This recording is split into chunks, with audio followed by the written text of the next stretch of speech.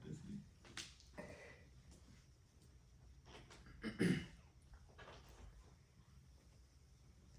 بالله من الشيطان الرجيم بسم الله الرحمن الرحيم الحمد لله رب العالمين والصلاة والسلام على أشرف المرسلين وعلى آله وصحبه أجمعين أما بعد رب اشرح لي صدري ويسر لي أمري واحلل عقدة من لساني يفقهوا قولي السلام عليكم ورحمة الله وبركاته ஹம்சார் அலி இஸ்லாத்தை ஏற்றவரையும் பார்த்தோம் படித்தா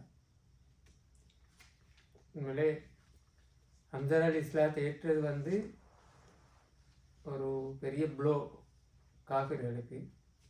அதே மாதிரி அது ஒரு கேம் சேஞ்சிங் மொமெண்ட் அடுத்த சைடுக்கு முஸ்லீம்களுக்கு. இஸ்லாத்தை அப்படியே ஃபுல்லாக வெற்றி பெற செய்கிறதும் ஒரு டொமினண்ட்டான இடத்துக்கு இஸ்லாத்தை கொண்டு போகிறதுக்கான ஒரு பெரிய ஒரு சிச்சுவேஷனை செட்டப்பை உருவாக்கிச்சு ஹம்சார் அலியுடைய இஸ்லாத்தை ஏற்ற விஷயம். அது எங்களுக்கு எப்படி விளங்குதுன்னு சொன்னால், ஹம்சார் அலி இஸ்லாத்தை ஏற்றதும் தான் காபிர்கள் டிசைட் பண்ணால் ரசூல்லாவை கொலை செய்யணும். ஹம்சார் அலி இஸ்லாத்தை ஏற்றுறது பிறகு விளங்குது, இது பிறகு விட்டோம்னு சொன்னால் இதை விட பெரிய பெரிய ஆட்கள் போயிடுவாங்க. எனவே ரசூல் ஸல்லல்லாஹு அலைஹி வஸல்லம் அவர்களை கொல்லணும். அப்போ அந்த கொல்லணும்னு எடுத்த முடிவு தான் உமர் அலி இஸ்லாத்தை கொண்டு வருது. அதுதான் நல்ல அந்த அவங்க எடுத்த நெகட்டிவான அல்லது ஒரு மோசமான முடிவு அல்லாஹால அதை எங்கள் இஸ்லாத்தின் பக்கத்துக்கு நல்லதாக மாற்றுறாங்க. ரசூலுல்லாஹ் கொல்லணும்னு எடுத்த முடிவில் உமர் அலி கொல்ல போனவர் தானே, உமர் அலி கொல்றதுக்கு போனவர் தானே இஸ்லாத்தை இருக்கிறார். எனவே அதுவும் ஒரு நல்ல விஷயமாக முஸ்லீம்களுக்கு சார்பாக அமையுது. இப்போ இதில் பிரதான காரணம் என்னென்னா, ஹம்சார் ரலியல்லாஹு அன்ஹு அவர்கள் இஸ்லாத்தை ஏற்றது அல்லது அபூ ஜஹல் அவசரப்பட்டு ஹம்சார் அலி அவர்கள் இஸ்லாத்தை ஏற்கிறதுக்கான வழியை செஞ்சு கொடுத்தாங்க. அதே அபூ ஜஹல் தான் உமர் அலி இஸ்லாத்தை ஏற்றதுக்கான வழியை செஞ்சு கொடுத்தார். அது அடுத்த விஷயம். எனவே அபூ ஜஹலுடைய பங்களிப்பு இஸ்லாத்துக்கு எதிராக இருந்தாலும் அடுத்த பக்கத்துக்கு நான் பார்த்தா அவரால் பல நல்ல வேலைகளை தான் அவர் இனிஷியேட் பண்ணி கொடுத்துக்கிறார். அவர் மோசம் செஞ்சது. இதனால இந்த உமர் அலியுடைய இஸ்லாத்தை ஏற்ற விஷயம் ஹம்சார் அலி அவர்கள் இஸ்லாத்தை ஏற்றத்தால் எவ்வளோ நன்மை அடைச்சோ அதை விட டபுள் ட்ரிபிள் நன்மை முஸ்லீம்களுக்கு உமர் அலி அல்லாஹ் அவருடைய இஸ்லாத்தை ஏற்ற விஷயத்தால் கிடைக்குது. உண்மையில் உமர் அலி இவர் இவரை பற்றின நல்ல ஒரு ஸ்பீச் இருக்குது. இவர் Omar Suleiman, doctor Omar Suleiman அவர் சீரீஸ் பண்ணிடுற சஹாபாக்களை பற்றி. அதில் இவர்கிட்ட உமர் அலி அல்லாவை பற்றியும் 1.5 hour நினைக்கிறேன். மேலதிகமாக படித்து போனோம்னா அதுக்கு கேட்டுக்கொண்டீங்கன்னா நல்லா. ரசூல் ஸல்லல்லாஹு அலைஹி வஸல்லம் அவருடைய ஒரு பிரதான துவா ஒன்று இருந்தேன்டா, இஸ்லாத்தை கௌரவப்படுத்தியா அல்லாஹ் ஐஸல் இஸ்லாம் அல்லாஹும் ஐஸல் இஸ்லாம பி அஹப்பிர் ரஜுலைனி இலை. 2 பேரில் உங்களுக்கு அல்லாஹுக்கு உனக்கு மிக விருப்பமான மனிதனை கொண்டு 2 பேரை ரசூல் ஸல்லல்லாஹு அலைஹி வஸல்லம் அவர்கள் நொமினேட் பண்ணுறாங்க.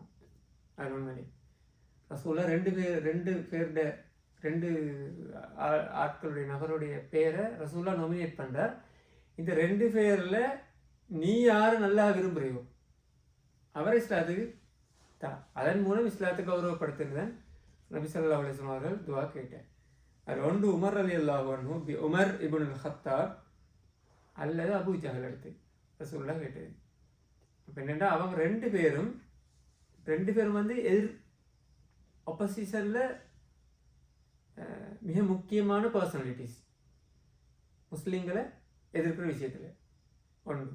அதே நேரம் அவங்களோட அந்த ஃபேமிலி பேக்ரவுண்ட், சோசியல் ஸ்டேட்டஸ், இது எல்லாத்துலேயும் 2 பேரும் ஓரளவு ஒரே ஸ்டேட்டஸ். உமர் அலி கொஞ்சம் கீழே இருந்தாலும் அபூ ஜஹல் மேலே இருந்தாலும் அவனோட சோசியல் ஸ்டேட்டஸில் 2 பேருடைய அந்த என்ன அவனோட சொசைட்டியில் அவங்களோட இன்ஃப்ளூயன்ஸ் இருக்குது. அது பெரும்பாலும் சமமாக இருந்தது. எனவே இவங்க 2 பேரில் ஒரு ஆளை நீ விரும்பி அவரை இஸ்லாத்துக்கு எடுத்தந்தால் அதன் மூலம் இஸ்லாம் கௌரவம் அடையும், இஸ்ஸத் அடையும், நல்ல ஒரு நிலைமைக்கு போகும்ன்றதை நபி ஸல்லல்லாஹு அலைஹி வஸல்லம் துவாவின் மூலம் எங்களுக்கு காட்டி தருகிறார். அப்போ அல்லாஹ் தஆலா அந்த துவாவில் ஏற்றுக்கொண்டது உமர் ரலியல்லாஹு அன்ஹு அவர்கள்.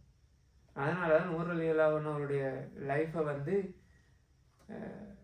ஒவ்வொருத்தரும் படிக்கணும். வேண்டாம் அதில் அவருடைய லைஃப்பில் பல விடயங்கள். உமர்ன்னு சொன்னாலே நாங்கள் நினைக்கிறேன்னு உமருன்ற வார்த்தையை கேட்டாலே அவர் ஒரு எங்கட பாசத்தில் ஒரு பார்த்தால நாயக்கமாக தான் நிற்க முடியும் அந்த காலத்தில். அப்படித்தான் அந்த அவருடைய செயற்பாடில் அப்படித்தான். பயம் இல்லை. அடுத்து ஹைட் நல்ல உயரம், பெருப்பம், நல்ல அவரோட மெயின் தொழில் ஒன்று தான் ரெஸ்லிங். அவர்கள் அந்த காலத்தில் இந்த ரெஸ்லிங் இருக்குது, போட்டியிட்டு அடுத்த ஆட்கள் தோற்றது இவருக்கு தான் பரிசு கூட கிடைக்கும். அப்படி ஒரு ரெஸ்லராக இருந்திருக்கிறார். அடுத்து நல்லா படிக்கிறார். முரளியல்லாவுன்னவர்கள் மிக கீழ்த்தரமான ஒரு தகுதியில் குறைஞ்ச கோத்திரமாக இருந்தாலும் ஆடு மேய்க்கிறதான அவரோட தொழில்.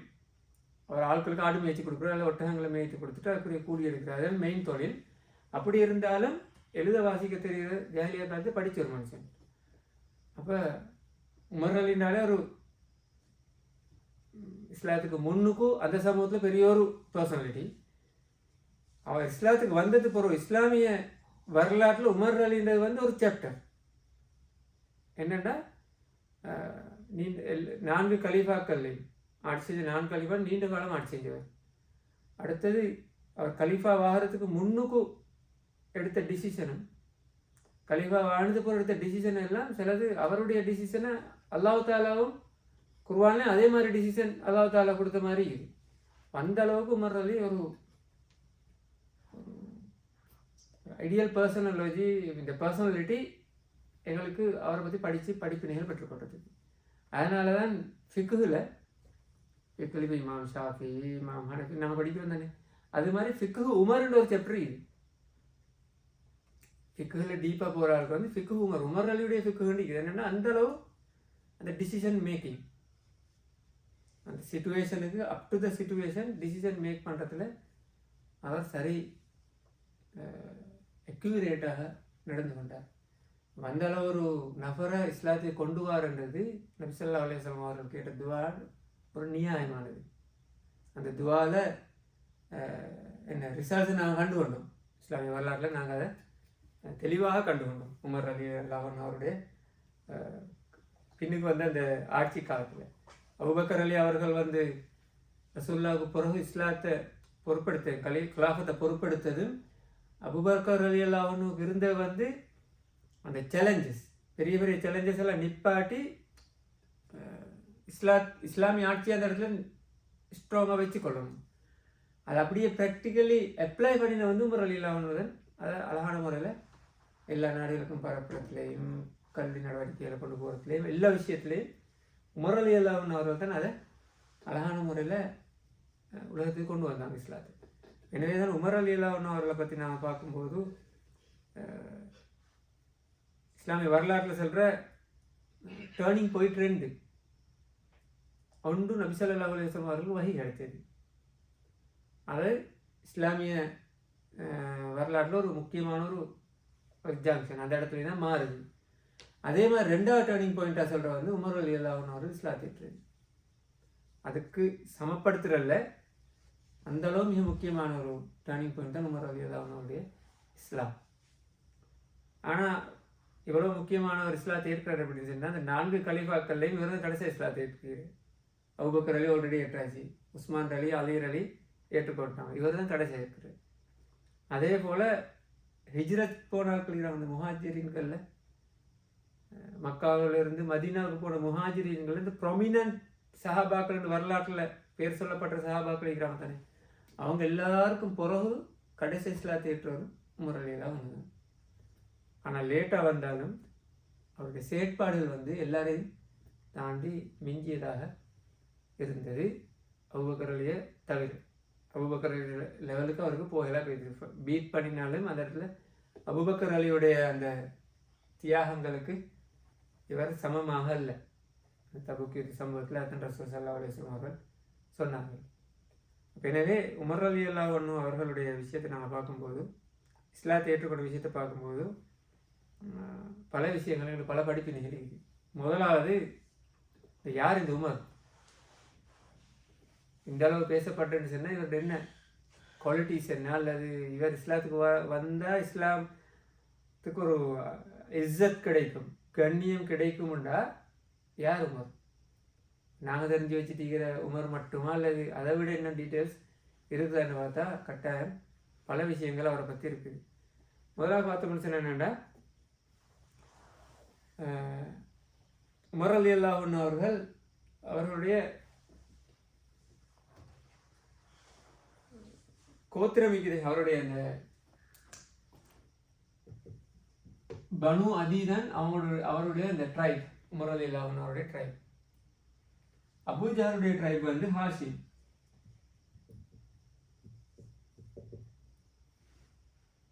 இது வந்து ஒரு பெரிய பேர் சொல்லக்கூடிய ஒரு, அல்லது இஸ்லாமிய வரலாற்றில் அல்லது குறைஷி காஃபிருடைய அந்த அவங்களோட வரலாற்றில் ஜாஹிலியா காலத்தில் பனு அதி வந்து ஒரு ஹைலைட்டடான ஒரு கோத்திரம் இல்லை.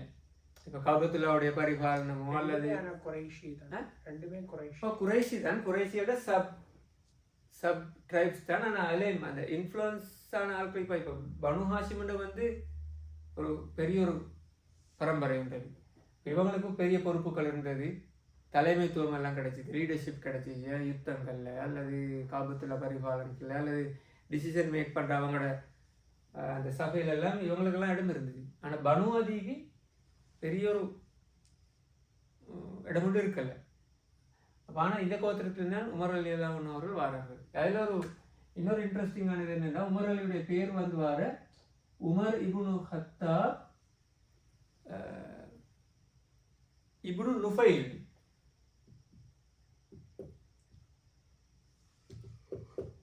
இப்னு நுஃபைல் இதில் வர உமர் இப்னு ஹத்தாப். அதே மாதிரி இப்போ இவங்க பனு அதியாக இருந்தாலும் இன்னொரு இப்னு நுஃபைல் ஒரு நஃபரண்டு இஸ்லாமிய வரலாற்றில் பேசப்பட்டவரால் அவருடைய பேர் என்னென்னா ஜைத் இப்னு ஆமிர் இப்னு நுஃபைல். ஆமிர் இப்னு நுஃபைல். இது என்ன சொல்ல வரடா, இவர் ஒரு விசேஷமான ஆள் இஸ்லாமிய வரலாற்றில். இவரை பற்றி ஒரு ஹதீஸ் ரிவாயத்தில் சொல்லப்படுறது என்னென்னா, மறுமையில் நபி ஸல்லல்லாஹு அலைஹி வஸல்லம் அவர்களை பின்பற்றின நாட்கள், இவர் நபி அவர்களுடைய காலத்தில் வாழ்ந்தவர். நபி ஸல்லல்லாஹு அலைஹி வஸல்லம் அவர்களை பின்பற்றின நாட்கள் நபி ஸல்லல்லாஹு அலைஹி வஸல்லம் அவரோட தான் போவாங்க, அந்தந்த நபிமாரோட போகிற தானே. ஆனால் இவர் தனியாக தான் இருப்பார். ஆனால் இவர் முஸ்லீம். எப்படின்னு சொன்னால்,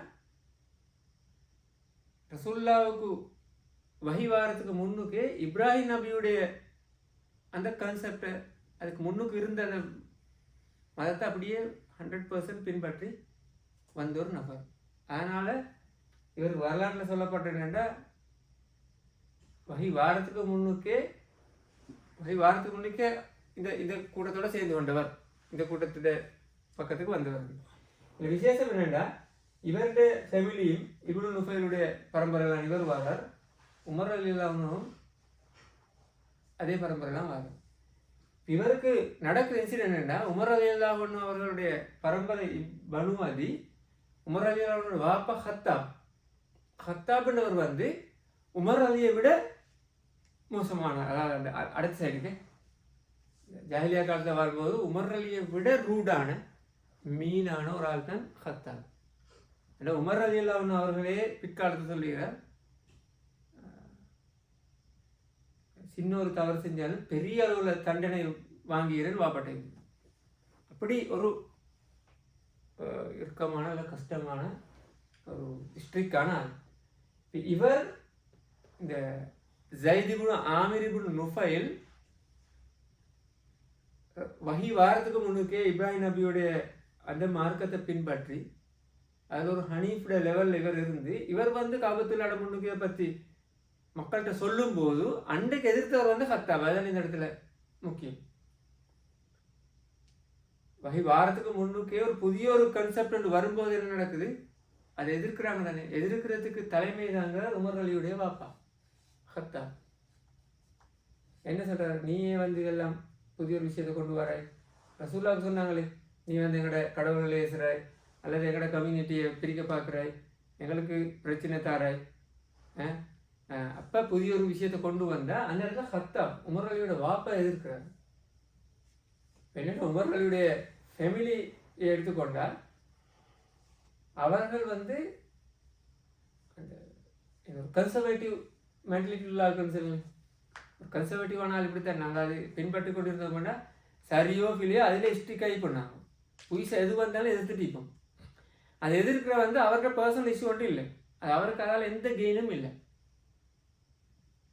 இப்போ ஹத்தாபுக்கு அது எதிர்க்கிறதால ஹத்தாபுக்கு தலைமைத்துவம் கிடைக்க போகிறதும் இல்லை, அல்ல ஹத்தாபு நபியை மாற்ற போகிறதும் இல்லை, அல்லது ஹத்தாபுக்கு ஒரு ரிவார்டு கிடைக்க போகிறதும் இல்லை, ஒன்றுமே. ஆனால் நீ வந்து இந்த சமூகத்தை எதிர்க்கிறேன்னு சொன்னால், அதில் பிரிக்க பார்க்குறான்னு சொன்னால், இந்த சொசைட்டிக்காக நான் முன்னுக்கு வரேன்.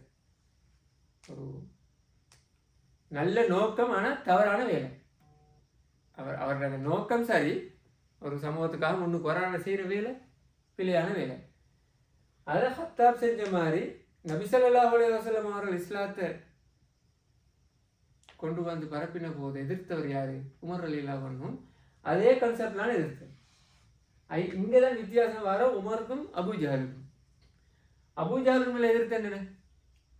அபூஜஹல் பர்சனல், அவரோட பரம்பரைக்குரிய இடம் இல்லா போகுரு, தலைமைத்துவம் இல்லா போகுரு. அதுதான் அபூஜஹலுடைய கன்சர்ன். உமர் அலியுடைய கன்சர்ன் அது இல்லை. அப்போ அந்த இடத்துல அல்லாஹு தாலா ரசூல்லா கேட்குற துவாவில் அல்லாஹு தாலா உமர் அலியை தெரிவு செஞ்சதில் ஒரு நியாயம் உண்டு அங்கே இருக்குது.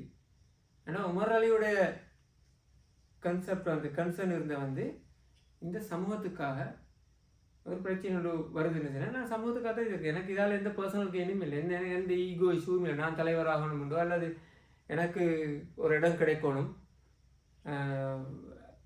அல்லது என்ன நபியாக மாற்றணும், அந்த ஒரு நோக்கத்துக்காக நான் இதை எதிர்க்கலை. இது எதிர்க்க என்னென்னா எங்களோட சமூகத்தில் இருக்கிற எங்களோட கல்ச்சர் அல்லது எங்களோட வேல்யூஸ் நாங்கள் பின்பற்றி கொண்டு இருக்கிற மார்க்கம் இதுகளுக்கு எதிராக வர விஷயத்தை இல்லாமல் ஆக்கணும்.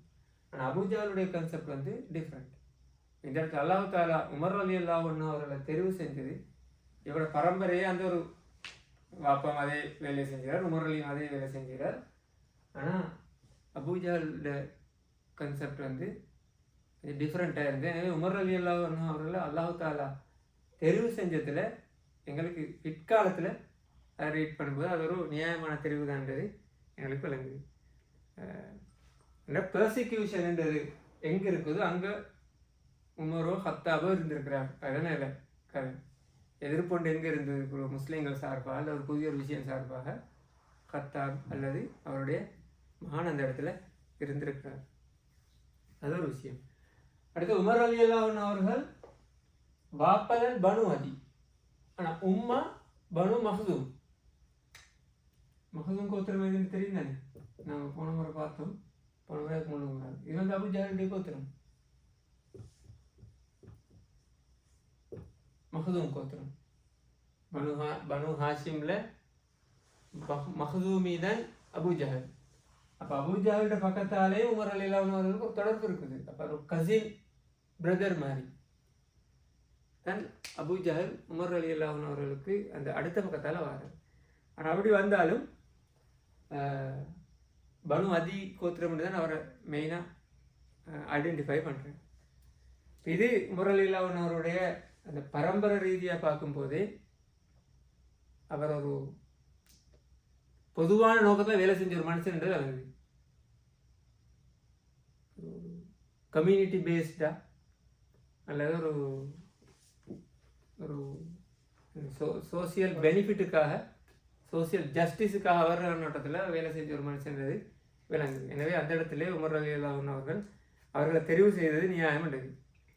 அடுத்து வருது உமர் ரலியல்லாஹு அன்ஹு அவருடைய சாதாரண பர்சனாலிட்டி எடுத்துக்கொண்டா, அவருடைய ஃபிசிக்கல் செட்டப் அதெல்லாம் எடுத்துக்கொண்டா, ஆயிஷா ரலியல்லாஹு அன்ஹா அவர்கள் அறிவித்த ஒரு ஹதீஸ் இருக்குது. ஏன்னா ஒரு குறிப்பிட்ட காலத்தில் பிற்காலத்தில் ஆயிஷா ரலியல்லாஹு அன்ஹா அவர்கள் போகும்போது சஹாபாக்கள் மிச்சம் பலவீனமாக வீக்காக ஒழுங்காக சாப்பிடாமக்கி ஒழுங்காக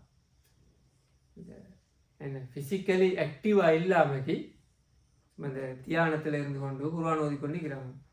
அப்போ இவங்க யாருன்னு கேட்குறதில்ல. அந்த சொன்னவர் சொல்கிறார், இவர்கள் குர்ஆன் இந்த குர்ஆன் ஓதுகிற ஆட்கள், ராவுகால குர்ஆன் ஓதிக்கொண்டிருக்கிறவங்க, தூங்குறதும் இல்லை, கொஞ்சம் தூங்குற அல்லது ஹஜ்ஜத்தோட இபாதத்திலே இருக்கிற ஆட்கள். இன்னொரு ரிவாயத் வரு ஜுஹாதுண்டு. ஜுஹாதுண்டா எங்கள்கிட்ட பார்த்து துறவின்னு சொல்லுவோம். நாங்கள் எல்லாம் விட்டு போட்டு மதத்துக்காக போகிறார்கள். அப்போ அப்படியும் வருது. அப்போ அப்படி சொல்லும்போது அவன் சொல்கிற இது இல்லை இஸ்லாம், இது இல்லை உண்மையான இஸ்லாம், இது இல்லை பள்ளிக்குள்ள மட்டும் இருந்து கொண்டு அல்லது ஒரு இடத்துல ஒதுங்கி கொண்டு மார்க்கத்தை பின்பற்ற மட்டுமில்லை இஸ்லாம். இஸ்லாம்ன்றது வணக்க வழிபாடுலையும் இருக்கணும், அடுத்த எல்லாம் பேலன்ஸாக போகணும், எல்லாம் மிக்ஸாக இருக்கணும். அப்போ தான் ஒரு சேலஞ்சோட ஒரு வாழ்க்கை இவ்வளோ வெயிட் பண்ணிக்கணும்.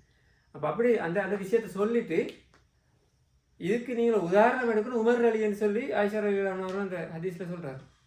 எப்படி ரஹிமல்லாஹு உமர் ரலியல்லாஹு அவர்களுக்கு அல்லாஹ் தாலா அருள் பாலிக்கட்டும் சொல்லி போட்டு லக்கதுக்கான உமர் சையீதுல் குர்ரா, உமர் தான் ஓதுறதுலே தலைவராக இருந்தார். கிராத்துன்னா உமர் லீடர். ஏன்னா ஜாஹிலியா காலத்திலே படித்தவர், அவர் ஜாஹிலியா காலத்திலே படிச்சுட்டு வந்தார். எனவே அவரால் ஓதுறன்னு ஒரு சப்ஜெக்ட் இல்லை. அப்போ ஓதுறன்னு சொன்னால் உமர் அலி தான் ஓதுறாரு. இப்போ நீங்களாம் ஓதுறதை விட ஓதுறதுல கூட அவர். ஆனால் அவர் இப்படி வீக்காக அல்லது சும்மா அந்த எங்களை கஷ்டப்படுத்தி கொண்டு இருந்தவர் அல்ல. எப்படி இருந்தார்? வக்கான இதா மஷா அஸ்ர, நடந்தா அவர் ஸ்பீடாக நடப்பார். அவர் நடந்தா ஸ்பீடாக நடப்பார். அதே போல இதா தக்கல்லம அஸ்மா, பேசினா அடுத்தவனை கேட்க செய்வார், அடுத்தவன் கேட்டாவன், அந்த அளவுக்கு அந்த பேச்சு. அப்போ அதை பற்றி விளம்பரப்படுத்தும் போது சொன்னால் டீப் வாய்ஸ் உண்டு. இந்த வாய்ஸ் தானே வாய்ஸ் எல்லாம் நாங்கள்லாம் கொண்டு சத்தமாக பேசினாலும் அதோட இஃபெக்ட் இருக்காது. வாய்ஸ் டீப்பாக உள்ள ஆளோட கம்பேர் பண்ண. ஓ, அது என்னென்னா அது ஒரு அருள். நல்ல ஸ்பீக்கர் மாதிரி உருவாகிறதுக்கு அந்த வாய்ஸ் வந்து ஒரு அருள். அது எல்லாருக்கும் கிடைக்கிறதில்ல. அப்போ அந்த அருள் பாலிக்கப்பட்டவரால் தான் உமர் ரலியல்லாஹு அன்ஹு அவர்கள். அவர் பேசினா அடுத்தவர்கள் கேட்பார்கள். இதா தக்கல்லம அஸ்மா, எப்படின்னா he make them heard, இவரை செய்மடுக்கக்கூடிய ஆட்களை மாற்றுவார்கள் பேசினா. அப்படி ஒரு பர்சனாலிட்டி, அதுதான் எங்களுக்கு அந்த இடத்துல தேவை. அதே போல இதா தரப அவுஜ, அவர் அடித்தால் அது வலிக்கு. அடிக்கிற அடியில் நார்மலாக இல்லை, அவர் பஞ்ச் பண்ணினா அவர் அதை வலிக்கிறது தான் அடிப்பார், சாதாரணமாக இல்லை. அந்த அளவு அவர் பவர்ஃபுல்லான ஒரு ஆள். ஆனால் சையீதுல் குர்ரா, ஓதுற ஆட்களில் லீடர் ஆஃப் ரிசைட்டர்ஸ். ஆனால் இப்படி தான் நிற்கிறாங்க, உங்களை போலலாம் இப்படி இருக்கலன்னு சொல்லி உமர் ரலியல்லாஹு அன்ஹு அவர்களை பற்றி விளம்பரப்படுத்துகிறார். பெண்ணு அதனால தான் உமர் ரலியல்லாஹு அன்ஹு அவர்களுடைய லைஃப்பை பார்த்தா தெரியும். உமரோட வாழ்க்கை சாட்டைக்கு முன்னுக்கு யாரும் சஹாபாக்கள் கூட பார்த்தார். சஹாபாக்களுக்கு அடிச்சுக்கிறார். அவர் பிழை நடக்கும்போது தண்டனை கொடுத்துக்கிறார். அப்போ அந்த அளவுக்கு கடுமையான ஒரு ஆள்க்கு. ஆனால் பர்சனாலிட்டி ஃபிசிக்கலி அவர் ஒரு ஃபிட்டான ஒரு ஆள். ஒரு ரெஸ்லர் ரெண்டானே அதுக்கான எனக்கு வேலை தேவையில்லை தானே. அப்போ அப்படியான ஒரு பர்சனாலிட்டியோடு இருந்தவர் தான் உமர் ரலியல்லாஹு அன்ஹு அவர்கள். செஞ்ச தொழில் வந்து ஆடு மேய்க்கிறது. இப்போ ஆடு மேய்க்கிற தொழிலை பற்றி சொல்லும்போது உங்களுக்கு தெரியும், நபிமார்கள் எல்லாரும் ஆடு மேய்ச்சி தானே. நபிமார்களுடைய பொதுவான தொழில் வந்து ஆடு மேய்க்கிற தொழில். அப்போ அதே மாதிரி உமர் ரலியல்லாஹு அன்ஹு அவர்களும் அந்த தொழில். அது என்னென்னு சொன்னால் அந்த ரெஸ்பான்சிபிள் உருவாக்குற ஒரு தொழில் தான் அது. இன்னொரு ஆள் ஆட்டை கொண்டு போய் மேய்க்கும் போது அந்த ஆடுகளை பார்த்து கொண்டிருக்கிற வந்து சாதாரண மக்களை மேய்க்கிற தலைமைத்துவம் கொடுக்குற மாதிரி தானே. இப்போ அதுக்கு ஒரு இனிஷியல் பேஸ் வந்து தான் ஆடு மேய்க்கிற தொழில். அதில் ஒரு ட்ரைனிங் ஒன்று எடுத்து சொன்னால் இங்கே வரும்போது ஒரு எக்ஸ்ட்ரா ஒரு எக்ஸ்பீரியன்ஸ் குவாலிஃபிகேஷன் அவருக்கு அந்த இடத்துல கிடச்சிக்கும். அது அவரே சொல்கிறார். நான் வந்து பேஃபுட் ஷெப்பர்ட், இங்கிலீஷில் மொழிபெயர்த்தேன். செருப்பு ஒன்று போடாமல் வெறும் காலோட போய் ஆடு மேய்க்கிற பாலைவனத்தில் ஆடு மேய்க்கிற ஆண்டு எப்படா கலீஃபா வானத்துக்கு போகிற அவர் ஆடு மேய்ச்சி இடம் கழியுது அந்த இடத்துக்கு போய் சொல்கிறார், நான் இந்த இடத்துக்கு வந்து வெறும் காலோட ஆடு மேய்க்கிற ஆள் தான் நான்.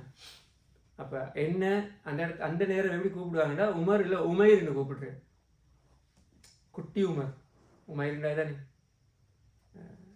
அந்த அரபிக் கிராமரி வேர்ஷன் அப்படி தான் ஒரு சொல்ல உமைர் அல்லது நுஃபைல் அல்லது ஷுஐப் அந்த வேர்ஷன் வந்தால் அது அந்த குறைக்கிறது, சிறுசாக்குறது. ஆமிர் பெரிசு லாஜ் உமர், இங்கெல்லாம் உமேர் சிறுசாகு. அப்போ ஜாஹிர் ஜுஹேர். அப்போ அது மாதிரி சொல்கிறேன், அவரை கூப்பிடுவாங்க உமேருண்டு. அப்போ உமேருண்டு என்ன அழைக்கிற அந்த காலத்தில் நான் வந்து பேயா ஃபுட்டோட வந்து இந்த இடத்துல ஆடு மேய்த்துறால் யாருக்காக? எங்களோட ஆட்களுக்காக அங்கல் இவங்களோட ஆடுகளை ஒட்டங்களை மேய்த்து கொடுத்து கொண்டு அண்டக்குரிய கூலியாக பேரிச்சம்பளம் ஒரு கூடிய எடுப்பேன் என்று உமர் அலி அல்லாஹ் அவர்கள் சொல்கிறாரு. அப்போ அந்த பேக்ரவுண்ட்லேருந்து வந்தவர் தான் உமர் அலி அல்லாஹ் அவர்கள். ஆனால் பிற்காலத்தில் இப்படி இவ்வளோ உரமாக வந்தாலும் ஆட்சின்னு வரும்போது, லீடர்ஷிப்னு வரும்போது உமர் அலி அல்லாஹ் அவர்கள் மக்களோட மிக இறக்கமாக இருந்தார். அவர் சிட்டிசன்ஸுக்கு, மக்களுக்கு மிக இறக்கமாக இருந்தார். ஆனால் அந்த கொத்துபால அந்த மஹரை பற்றி அவர் பண்ணின கொத்துபால மஹரை லிமிட் பண்ண பார்க்குறது தானே. பெண்கள் மஹர் கூட கேட்குறாங்கோ, எனவே இதை லிமிட் பண்ணணும் மட்டும் கொத்துபா ஓதும்போது ஒரு பெண் எலும்பி சொல்லுவார், இந்த அல்லாஹு தாலாவே குர்ஆனை லிமிட் பண்ணலை, மஹர் இத்தனை பர்சன்டேஜ் தான் கொடுக்கணும் அல்லது இப்படி தான் கொடுக்கணும். அல்லாஹு தாலா லிமிட் பண்ணாத விஷயத்த உமருக்கு எப்படி லிமிட் பண்ணுது? அப்புறம் உமர் அலி அல்லாஹ் அவர்கள் கலீஃபா, அதுவும் ஸ்ட்ராங்கான பவர்ஃபுல்லான கலீஃபா. அவர் என்ன சொல்ற வேர்ட்? அஹ்த உமர். உமர் இந்த இடத்துல பிழை விட்டுட்டார், சரண்டராரு. நீங்கள் சொல்கிறது சரி, நான் பிள்ளை, நான் அதை ரீகால் பண்ணிடுறேன், வாபஸ் வாங்கிடுறேன், சிலை போட்டு கொத்துபா இது பண்ணி போகிறார். அப்போ அப்படியானவர் தான் உமர் அலி. அப்போ ரோட்டில் நடந்து போகும்போது ஒரு பெண் ஒன்று, இப்போ கலீஃபா போகிற பெண் ஒன்று, ஒரு வயசு ஒரு லேடி ஒன்று உமர்ன்னு சொல்லி பேசி என்ன சொல்கிறார். அதுக்கப்புறம் உமர் அலி அல்லாஹ் அவர்கள் அவருக்கு செய்யும் அடுத்து கிட்ட போய் பேசிட்டு வரார். என்னடா பழைய ஒரு ஆள். அப்போ அந்த இடத்துல ஒரு சஹாபி கேட்குற, கலீஃபா நீங்கள் எங்கே போகிறீங்க? அந்த மாதிரி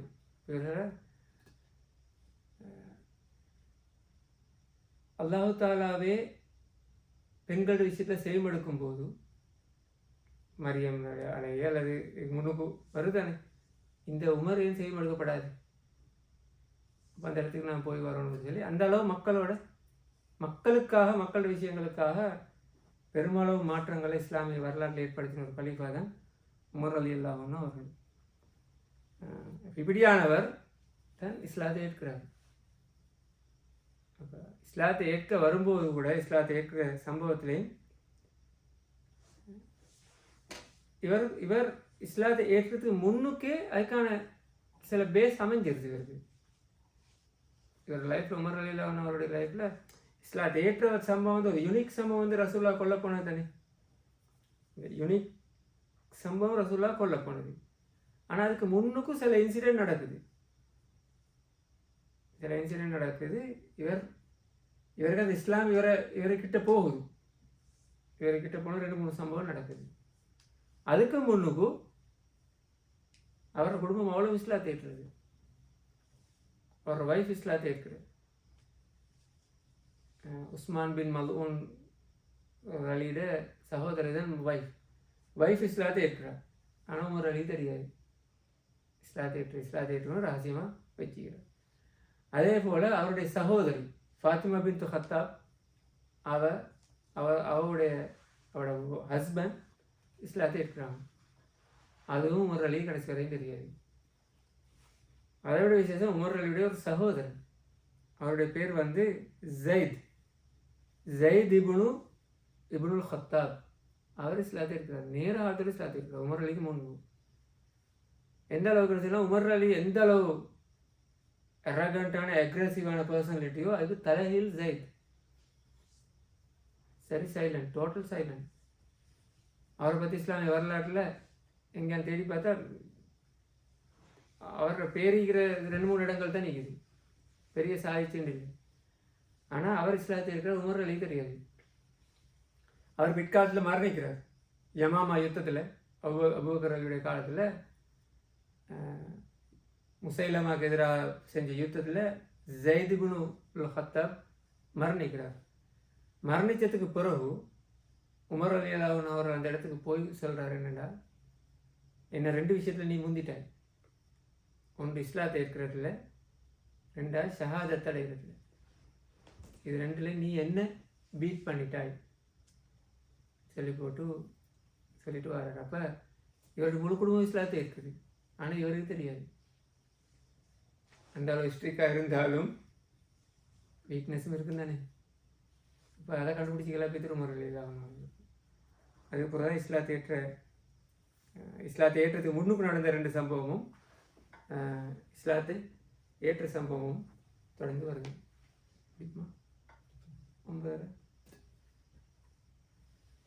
அந்த 2 சம்பவங்களையும் இஸ்லாம் ஏற்ற சம்பவத்தையும் சொல்ல வரலாமா?